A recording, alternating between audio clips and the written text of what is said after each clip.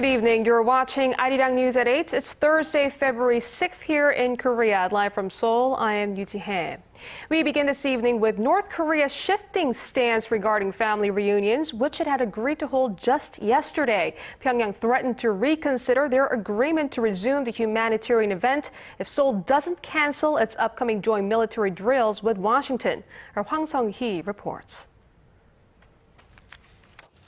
Just one day after the two Koreas agreed to resume the long-suspended family reunions, North Korea called on the South to halt its upcoming annual military drills with the United States, threatening to reconsider their previous agreement. We're clearly stating that dialogue and invasive war practices can never coexist, just as reconciliation and conflict can't. The two Koreas agreed on Wednesday to resume reunions for families separated since the Korean War from February 20th to the 25th. The dates coincide with Seoul and Washington's Key Resolve exercises, which begin in the last week of February every year. North Korea had been continuously calling for a cancellation of the drills, although it made no mention of them during Wednesday's talks. In response, South Korea's Unification Ministry said the annual military exercises are purely defensive in nature and reiterated the issue would be dealt with separately from family reunions. We can only take North Korea's change in attitude as an attempt to either stop our justified military exercises or to call off the family reunions. The ministry said the family reunions must be held as planned no matter what, as the elderly divided family members should not have to go through the disappointment of another cancelled event. North Korea called off a round of family reunions last September, just days before they were to take place. Amid the uncertainty, Seoul's Unification Ministry said that a team of South Korean engineers will cross the border on Friday as planned to check on the facilities at the reunion site. Hwang Sung-hee, Arirang News. For the first time in 4 years, Korea's security-related ministries came together on this Thursday to brief the president on their efforts on coordinating foreign and North Korea policies. Our Park Ji-won has more under status reports. At the Defense Ministry in Central Seoul on Thursday, the Foreign, Unification and Defense Ministries and the Ministry of Patriots and Veterans Affairs briefed the president on their annual policy goals and plans for the year. President Park put the utmost emphasis on the nation's defense as being the foundation of every other government policy. 어떠한 대화도 또 신뢰 정책도 우리의 안보 태세가 허약하면 제대로 추진하기가 어렵고 경제도 사실은 안보 태세가 허약하면 살아나지를 못합니다. In the status report, the Foreign Ministry said it will take a principled and effective two-track approach to denuclearizing the Korean peninsula. Against a backdrop of increased insecurity in inner Korean relations, the ministry said it would improve bilateral cooperation with neighboring countries such as China and Russia and its traditional ally, the United States, while using multilateral pressure to engage with North Korea. This is part of the Foreign Ministry's 3 main policy goals of building a sustainable peace on the peninsula, inducing change in North Korea, and securing global support for reunification. The Unification Ministry says it will aim to create sustainable inner Korean policies through dialogue and a variety of cooperative projects, and to lay the groundwork for reunification with the North. In its 3-pronged strategy, the ministry said it will work toward building a sustainable peace, carry out the president's policy of trust politic, and make mid- and long-term plans for the reunification of the two Koreas. The Defense Ministry vowed to strengthen its ability to react to nuclear threats and prepare for the transfer of wartime operational control from the U.S. to Korea. This is the first time in 4 years that the security-related ministries came together to give a status report to the president. Government officials say the joint briefing shows the government is concentrating its efforts on coordinated foreign and security policies. Park Ji-won, Arirang News. Now, as for the Unification Ministry's plans to forge ahead with a number of projects with Pyongyang, our Yudian digs a little deeper into what those might entail, from building a peace park on a heavily fortified border dividing the two countries and helping out businesses that promote cultural exchanges between Seoul and Pyongyang. Seoul will aim to strike a deal with Pyongyang sometime this year on building a peace park in the demilitarized zone separating the two Koreas. The Unification Ministry made the announcement on Thursday as part of its key policy plans for the year during a joint policy briefing session with President Park Geun-hye. The plan, first proposed by President Park last year, aims to create a peace park marked in yellow in the 4-kilometer-wide buffer border zone. The project was proposed with an aim of improving relations with North Korea. The Ministry for Inter-Korean Affairs also announced plans to push forth a so-called Eurasia initiative that called for linking energy and logistics infrastructure across the continent. The ministry said it will explore measures to renovate a 54-kilometer track connecting North Korea's port city of Najin and Russia's eastern border town of Hasan. Through the project, Seoul wants to ultimately build a distribution channel that runs from South Korea's southernmost port city of Busan through North Korea and to Russia. Moves for the project have been underway since November, when President Park met with Russian President Vladimir Putin and signed a memorandum of understanding that will help South Korean companies take part in the railway revitalization project. The Unification Ministry also announced it will look into businesses that could enhance cultural understanding between the two Koreas by working in various areas, including sports and arts. The ministry emphasized, however, that it will also dedicate equal efforts to denuclearizing North Korea while trying to improve relations with its northern neighbor. Yurian, Arirang News.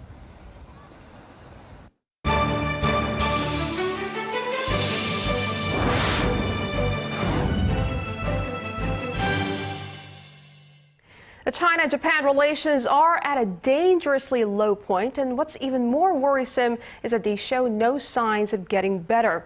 There has been growing bellicose rhetoric between the two sides' claims and counterclaims of historical differences, resurgence in nationalism, and disputed territory. For more on the volatile geopolitical situation here in Asia, we go one-on-one with Dr. Chung Gi-young, Senior Research Fellow at the Center for International Studies at Hankuk University of Foreign Studies. Welcome to the program. Thank you for having me.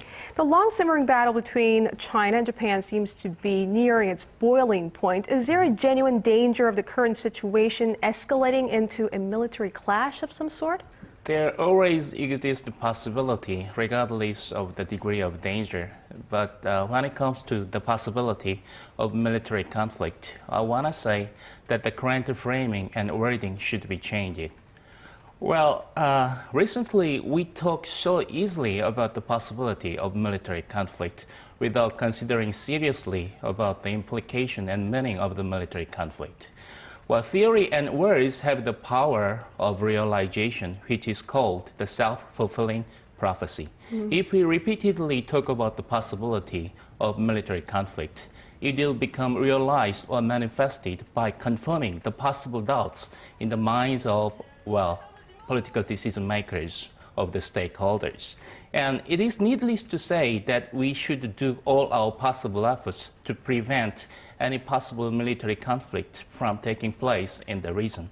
And so I want to say that the current framing and wording should be changed by focusing on not on the possibility of military conflict, but on the possibility of peace and the prosperity and the benefits from peaceful coexistence. Well said. Well, there are looming fears, though, that faltering relations could stifle the commercial ties and cause a real disruption in their dealings with pending regional issues like denuclearizing North Korea. So pundits say, like ourselves, they see immediate priority is crisis management. Well, what might those entail? Well, the situation of Northeast Asia has become tense in various fields, including territorial disputes, Japan's perceptions on its imperialist past, and wartime aggression, and so on. And, the fire was opened by Japan first with provocative remarks over several issues, and this time the related countries did not keep silence but took tit-for-tat strategy. Well, we can find that the related countries are pouring all their diplomatic powers to make their voices heard in the world society, especially China and Japan. We can easily find that the diplomats from the two countries are fighting against each other with pens on pages of influential newspapers of the world. And, well, this was expected as China grew as a big power represented by the word G2 country, and Japanese political leaders want to resist the power transition of Northeast Asia and also want to make the, well, power distribution of the region favorable to Japan. And it seems that the current situation and the current crisis will maintain for a while, as there are a lot of issues that cannot be solved easily. And furthermore, there are a lot of stakeholders in Northeast Asia, including South Korea, Japan, China, the United States, and Russia, which are the big countries of the world. And so, well, and furthermore, the existence of, well, nuclear-armed North Korea is one more thing. So it is no wonder that any time a kind of crisis can take place in the region. So strategic thinking based on national interest is utmostly needed to cope with the possible crisis in the region. Right. But we need to consider the fact that we're dealing with hawkish leaders here. They're in charge of the nations. How far do you think they will take this? Frankly speaking, well, it's been going on for a while. Yes, yeah. I thought that, well, Japanese political leaders' provocatory remarks were the result of deepest strategic thinking when they opened the fire of war of words, well, approximately a year ago. But as their provocatory remarks are repeated again and again and become more harsh and harsh, well, I came to think, well, excuse me for expressing like this, but I came to think that they are out of their minds. Well, directly speaking, they seem to be insane. Yeah. Well, I cannot believe how a nation can be shameless regarding its past history. And, well, this makes the situation really worse. And Japan repeated the provocatory remarks despite the aggressive response from its neighboring countries. Why they do that? Well, I think there can be an, well, interpretation like this. Well, let's assume that you have friends A and B. And these two friends start to quarrel. And your first response is to think about the response, who is in responsibility over this situation. And maybe you want to remain neutral or to side with one of them as a way of, well, solving the problem. But if the quarrel maintains for a long time, then your response is that I'm sick and tired of this. I don't want to, well, hear and watch the quarrel continue.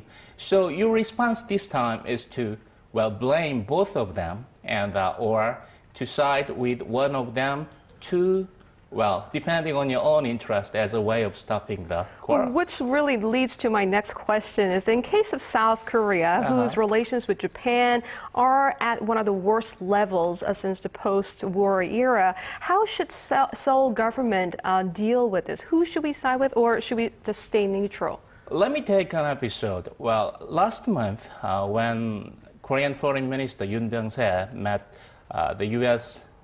Secretary of State John Kerry, John Kerry expressed a quite impressive expression to emphasize the relationship between Korea and the United States regarding both countries' policy toward North Korea.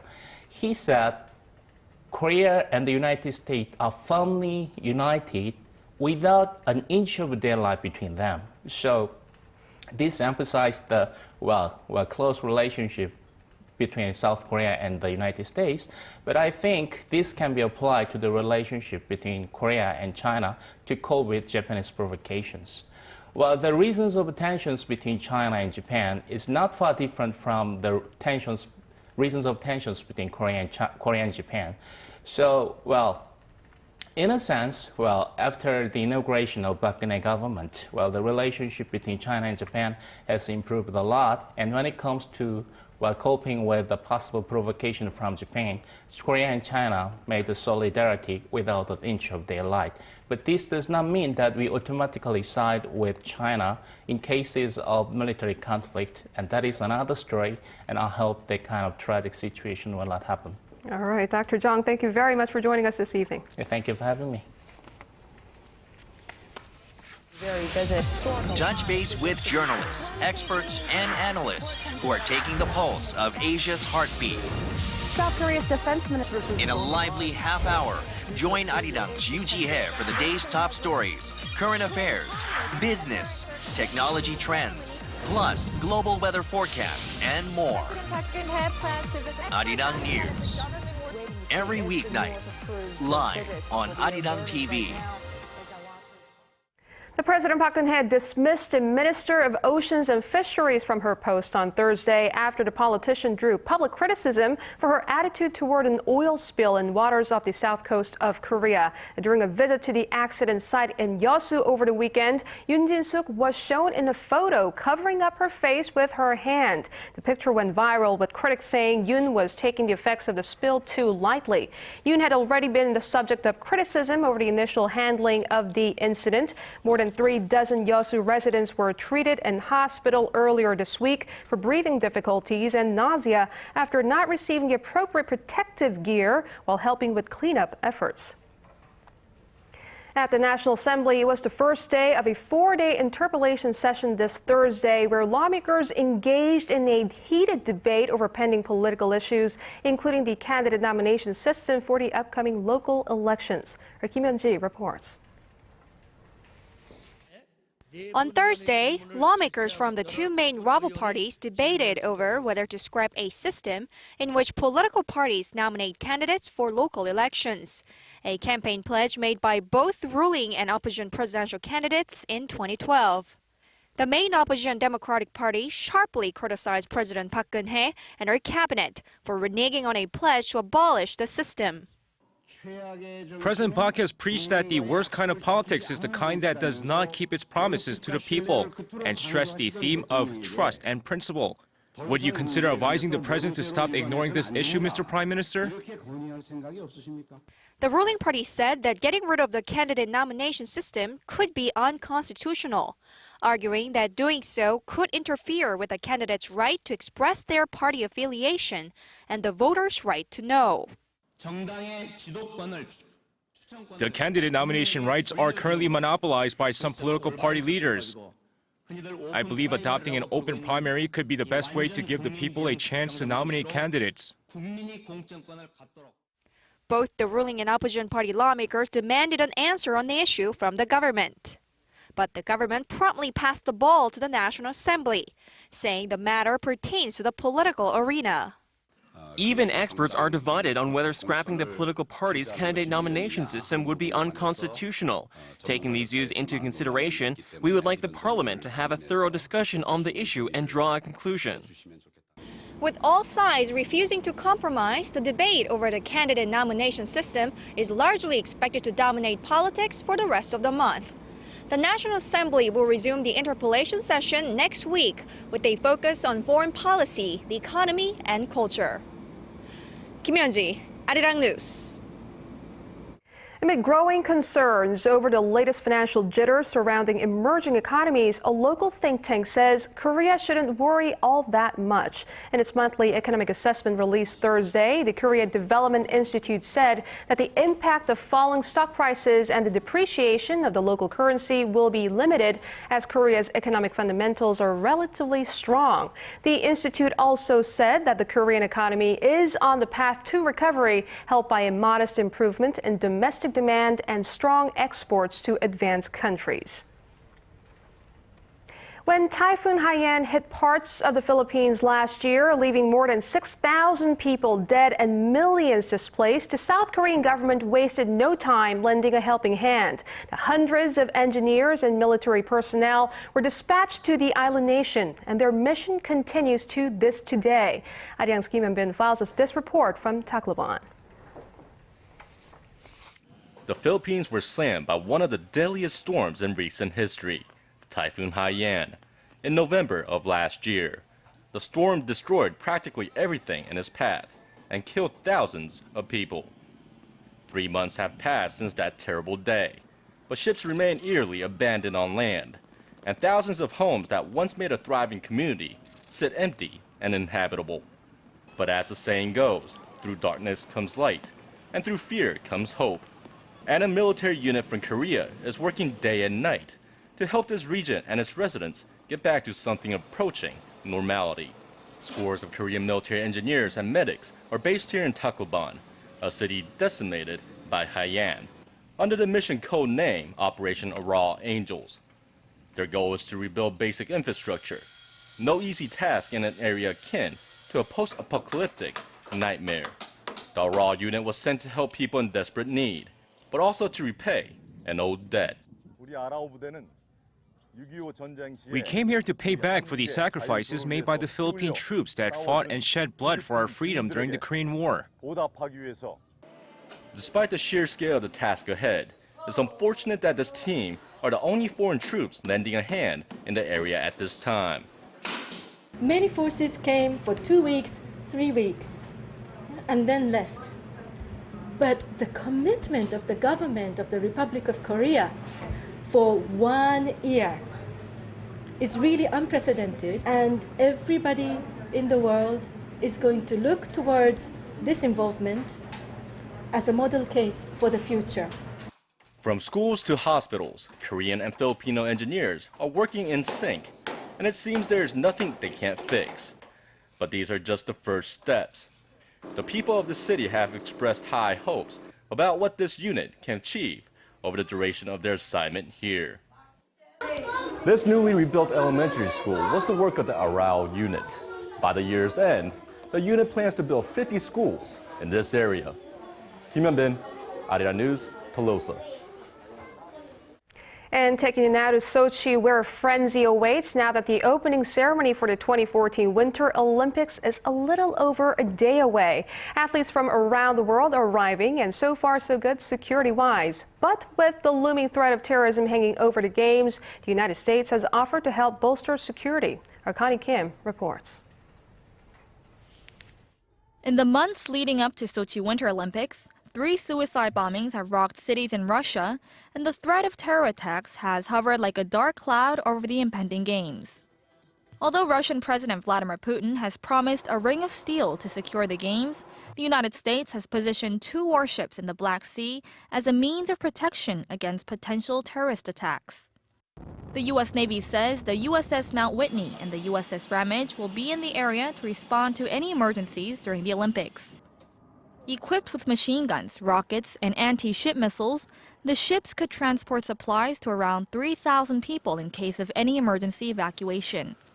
Also, the U.S. has warned airlines with direct flights to Russia to be aware of the possibility of explosives hidden in tubes of toothpaste or containers holding skincare products, as they could be used to store ingredients that could be assembled aboard. Russia has banned passengers from carrying any liquids and carry-on luggage during the Games.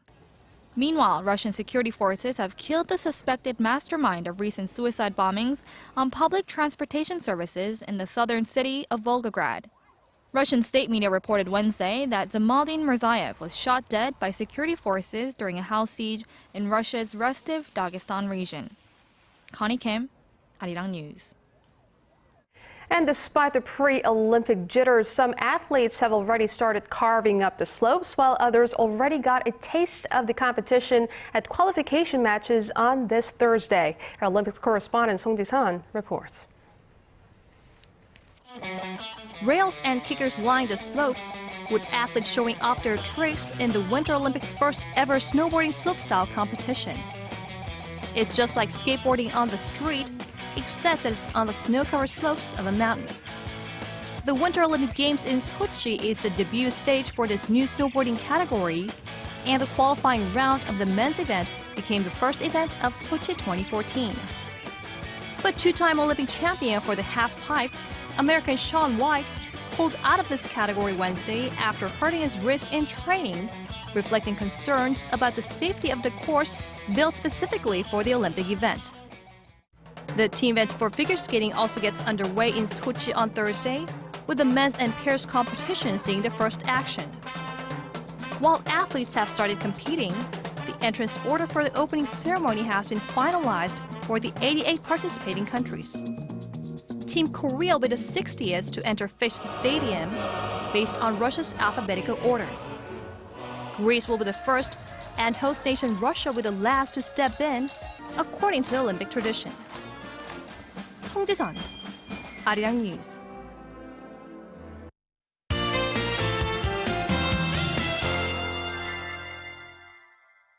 Let's go over to our Kim Bo-kyung at the Weather Center for an update. Now, Bo-kyung, today the weather felt more like early March than early February here in Seoul. How's tomorrow shaping up?